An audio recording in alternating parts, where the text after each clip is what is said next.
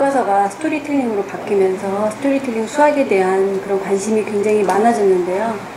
예전에 제가 한 5, 6년 전에 행복한 수학초등학교를 썼는데 그 이전의 책이라고 하면 거의 교과서였었어요. 그래서 교과서에서는 뭐 어떤 개념에 대한 설명이 있고 그 다음에 어떻게 풀어야 되는지 그런 과정이 있고 약간 딱딱한 그런 거였었는데 그렇게 요약된 것만 봐가지고는 잘 모르잖아요. 그래서 제가 그때 생각했었던 거는 뭔가 아이들이 조금 와닿는 그런 상황을 설명을 하고 그 상황에서 수학적 개념이 나오고 그렇게 좀 자연스럽게 그걸 말로 풀어서 하는 게 좋겠다 해서 행복한 수학초등학교 시리즈를 냈는데 그게 굉장히 붐이 일어나면서 이게 이제 이번에 나온 그런 교과서의 모델이 됐다고 해요. 저도 들었는데 교과서의 교사용 지도서 거기 참고 문헌으로 들어가 있다고 하고요. 그래서 그런 면에서 굉장히 뿌듯한데 그 책을 냈을 때 마음가짐 같은 것은 수학이 아이들한테 좀 부담스러운 과목이잖아요. 어른들한테도 그렇고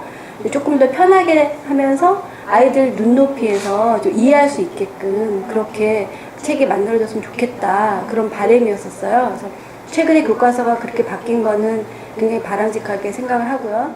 제가 최근에 생각한 거는 조금 더 수학과 관련된 지식이 좀 풍부해지는 그런 스토리텔링이 도입이 되면 좋겠다 그런 생각을 또 하게 되었습니다. 수학이 어디에서부터 시작이 됐는지에 대해서는 아직도 잘 몰라요.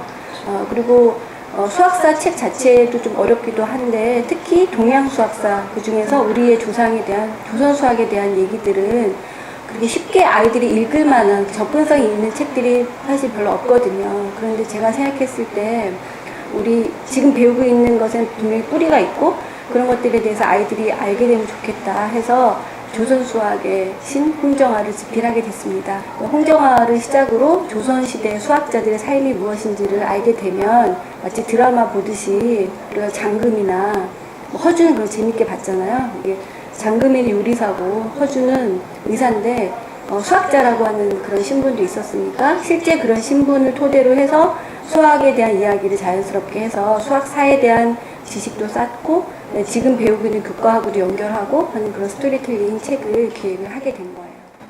홍정화라는 인물을 소재로 한 이유는 비교적 최근의 수학자고요. 구일집이라고 하는 책을 쓴 저자이고 우리가 이제 수학자에 대해서는 사실 그동안 많이 알려져 있진 않아요. 조선의 수학자는 피타고라스니 가우스니 유클리드니 이런 분들은 많이 알고 있지만 정작 한국의 수학자 이런 게 너무 어려운 거예요.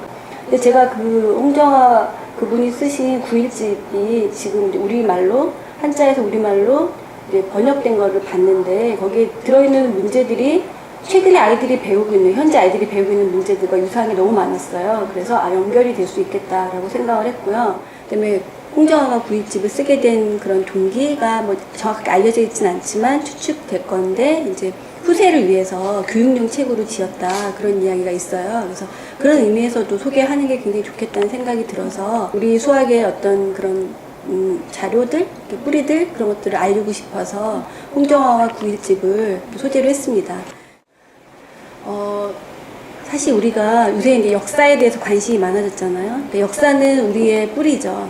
수학을 배울 때도 앞으로 활용되는 것도 있지만 어디에서 왔는지를 아는 것이 정말 잘 배우는 거라고 생각을 해요. 이것이 수학에 대한 흥미를 불러일으킨다고 생각을 하고요.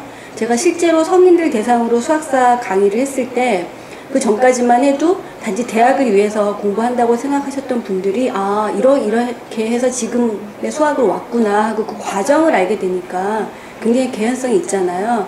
그런 부분에 대해서 그런 부분을 이제 배우면서 굉장히 친근해지는 걸 느꼈어요. 수학에 대해서 호감을 갖게 되고 그래서 제가 수학사를 아는 것이 우리 아이들이 수학에 대한 흥미 그 다음에 앞으로 더 발전하는 데 굉장히 도움이 되겠다라는 생각을 하게 됐습니다.